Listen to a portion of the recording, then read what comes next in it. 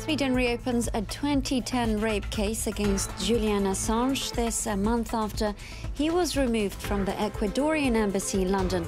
The WikiLeaks founder, currently incarcerated, now faces likely extradition from Britain. Military rulers and protesters hold fresh talks in Sudan over handing power to a civilian administration. The two sides are divided over what role the army could play following the ouster of President Omar al-Bashir. Also coming up this hour on France 24, millions of Filipinos take to the ballot boxes to choose half of the nation's Senate. The vote is seen as a popularity test for President Rodrigo Duterte after 3 years at the helm. Those are the headlines this hour here on France 24 with me, Sanam Shanti. Thank you for watching. We start with Sweden, which has reopened a 2010 rape investigation against Julian Assange. The inquiry has been revived at the request of the alleged victim's lawyer. The country's prosecutor said on Monday that Sweden wants to conduct a new interview with the WikiLeaks founder and that investigators could travel to the UK where Assange is currently imprisoned. That's if he refuses to respond to those allegations via video link. Decided to reopen the preliminary investigation.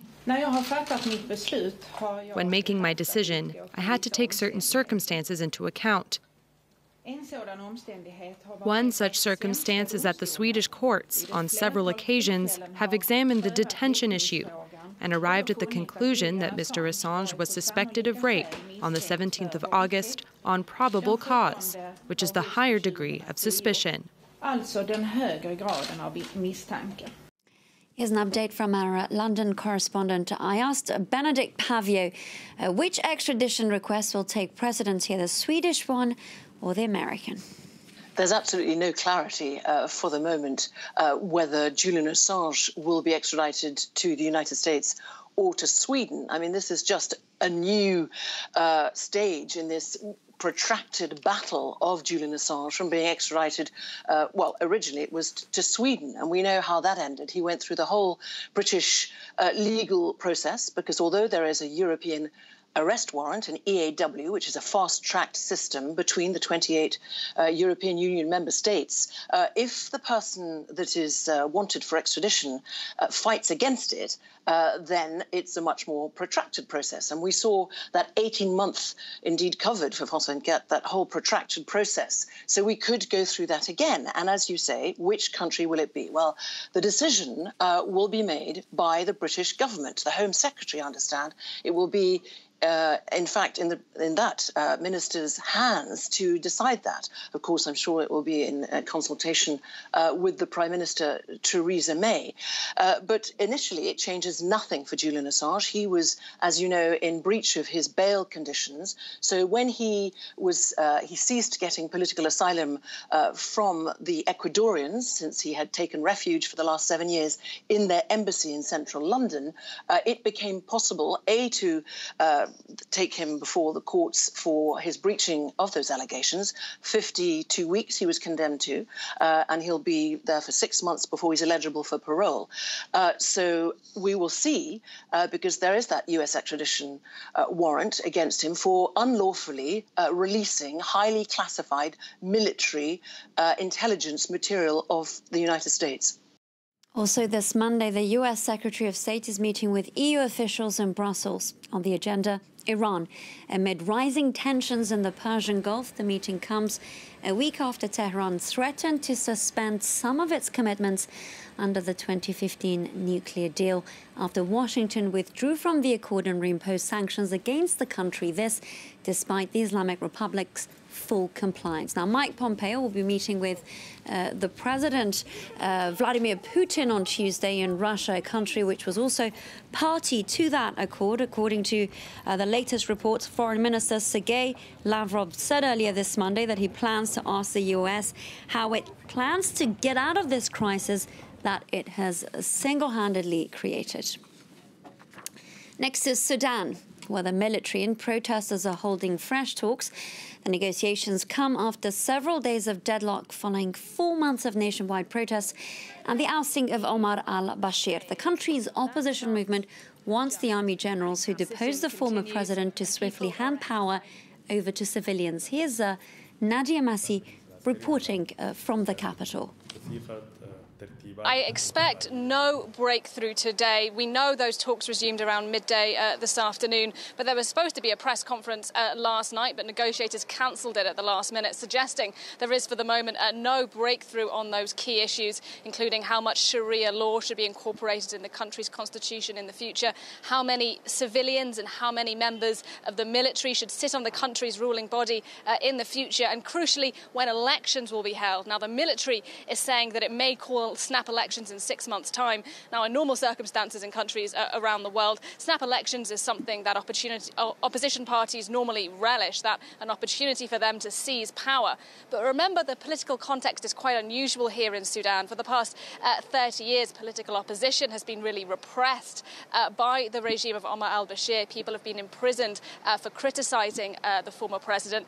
And so that means there isn't a political figure who's waiting in the wings, who's well known in this country, who's ready to come and run in an election and could conceivably win a vote. So the opposition is asking for more time before elections are held. But if stalemate continues to persist in those negotiations, we may see elections here sooner rather than later. Nadia Massi reporting there. Over to midterm elections in the Philippines this Monday, which is seen as a referendum on President Rodrigo Duterte, even though his name is not on the ballot. More than 18,000 government posts are up for grabs, with several of the leader's children standing for regional offices. The opposition candidates, for their part, are fighting for checks and balances under a man they deem as a looming dictator. Now, after 3 years at the helm, Duterte remains a highly divisive figure. Hoping to consolidate his grip on power, Rodrigo Duterte was among the 62 million Filipinos to cast their votes in Monday's midterm elections. And while his name was not on the ballot, the poll was largely seen as a referendum on the president's first 3 years in office. I want to see genuine change, and people will truly help our president. If not, then Duterte's 6 years in office will have been for nothing. I support the government, but I also voted for some opposition members to maintain some checks and balances. Voters picked candidates for some 18,000 congressional and local posts, but the most crucial race was for 12 of 24 seats in the Senate, which has traditionally acted as a bulwark against the presidential office. A House majority, which surveys say is well within reach for Duterte, could allow him to deliver on some of his more extreme campaign pledges, including bringing back the death penalty for drug-related offenses, lowering the age of criminal responsibility from 15 to 12 years old, and rewriting the Constitution. President Duterte, unlike his counterparts in America, does not have a re-election option. That, of course, could change if he introduces a new constitution, and in order to get that, he needs a supermajority support. Duterte's brutal war on drugs, in which thousands of suspected dealers and users have been killed by police, has drawn international criticism and condemnation by human rights groups. But despite his violent policies and brash governing style, the president has largely remained a popular figure at home. Now, preparations are underway for one of the glitziest festivals of the year. On Tuesday, Cannes kicks off, and the lineup sets to look like a rock enthusiast's dream, with the likes of Bono, Elton John, and Iggy Pop gracing the red carpet. Dressing up Cannes for the 72nd edition of the legendary film festival.